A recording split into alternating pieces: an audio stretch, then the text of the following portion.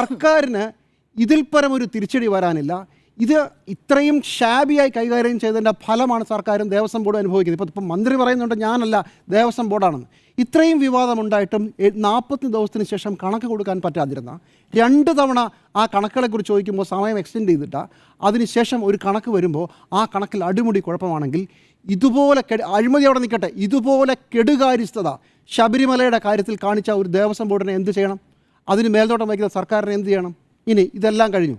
ശബരിമലയിലെ ഈ അയ്യപ്പ സംഗമത്തിൻ്റെ ഉദ്ദേശം എന്തായിരുന്നു? ശബരിമല അയ്യപ്പ സംഗമം ശബരിമലയിലേക്ക് വേണ്ടി ഒരു മാസ്റ്റർ പ്ലാൻ ഉണ്ടാക്കാൻ വേണ്ടിയിട്ടായിരുന്നു. 2022 മാസ്റ്റർ പ്ലാൻ ഉണ്ടായിരുന്നു എന്നാണ് പറയുന്നത്. എന്തായാലും 2025 എല്ലാവരുടെയും മുമ്പിൽ അവതരിപ്പിച്ചു. ആ മാസ്റ്റർ പ്ലാൻ എന്തായി? 1 രൂപ ശബരിമലയിലെ മാസ്റ്റർ പ്ലാൻ്റെ ഭാഗമായി സ്പോൺസർമാർ വന്നോ? 1 രൂപയ്ക്ക്. ഞാനൊന്ന് ചെറുതായിട്ടൊരു കണക്ക് വായിക്കാം.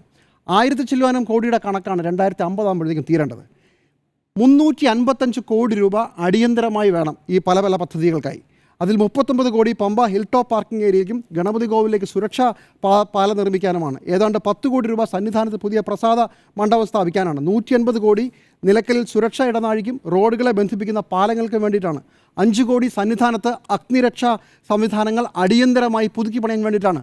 ഒരൊറ്റ പ്രോജക്റ്റ് ചലിച്ചിട്ടില്ല, ഒരൊറ്റ പ്രോജക്റ്റിന് സ്പോൺസർമാർ വന്നിട്ടില്ല.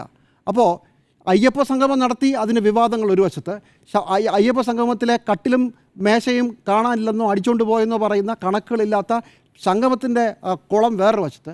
ഇത് കൂടാതെ ഞാൻ കാണുന്ന ഏറ്റവും ഗൗരവമായ കാര്യം, 6 മാസം കഴിഞ്ഞിട്ടും ഇത്രയും കൊട്ടിഘോഷിച്ച് സർക്കാർ എല്ലാ പൊളിറ്റിക്കൽ സ്റ്റോമിനെയും മറികടന്നുകൊണ്ട് നടത്തിയ ഒരു പരിപാടിക്ക് ശേഷം സ്പോൺസർമാർ വന്നിട്ടില്ല. അപ്പോൾ പിന്നെ എന്താണ് ദേവസ്വം ബോർഡിൻ്റെ പണി? എന്താണ് ദേവസ്വം ബോർഡ് ചെയ്തുകൊണ്ടിരിക്കുന്നത്?